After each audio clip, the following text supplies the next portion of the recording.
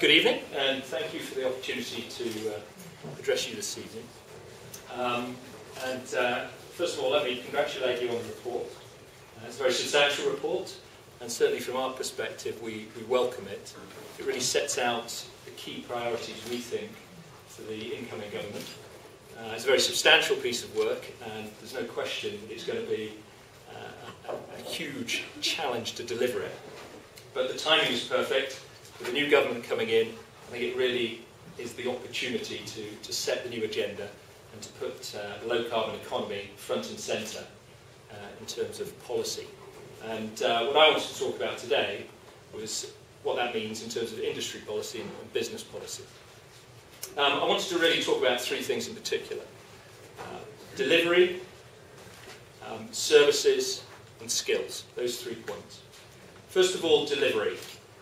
There's no question about it. We've led the world in many ways in thinking around the low-carbon economy. And the Climate Change Act is a world first. It sets the goals around climate change and carbon reduction in legislation, and we should be really proud of that. But what we've got to do at the same time is we've got to deliver on those. And if you look at, say, the CBI climate change tracker, of the 24 key performance indicators, only 4 of them are currently on track. And I think that's a real watch out for us. All talk, no action, and we're going to miss this opportunity. And we won't seize the opportunity that sits in front of us.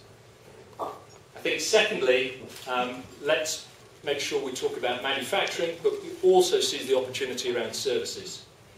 The industrial base of the UK has changed.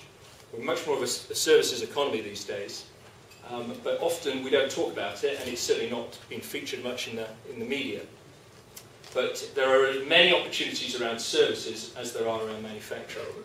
And if I could give just a couple of examples of what BT has been doing, and I think the challenge is to take these sorts of things and turn them into services that we can export around the world.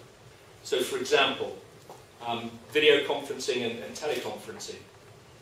Perfect business to own when there's a problem like a volcano stopping everybody from flying.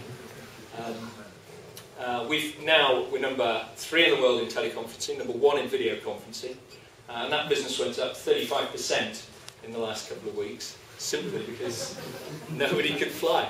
But it's a perfect example of seizing an opportunity, I think, and turning it into a new business. We've also, at BT, we've taken the advantage to promote home working. We've got over 10,000 home workers now. They save over 1 tonne of CO2 a year, and we see it as a way of not only improving the environment, but also driving our costs down.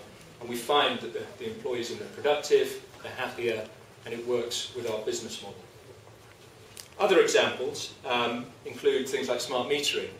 We've seized the opportunity around smart metering. We've got smart meters for 100% of our buildings for electricity, 65% for gas, and that will be over 100% by October this year.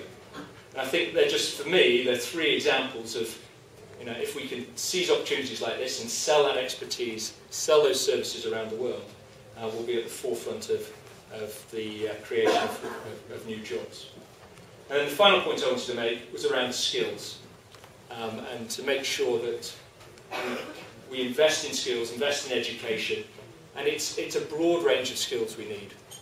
It's not just around engineering. We need lawyers, we need accountants, we need architects who are well versed and experts in the low carbon economy.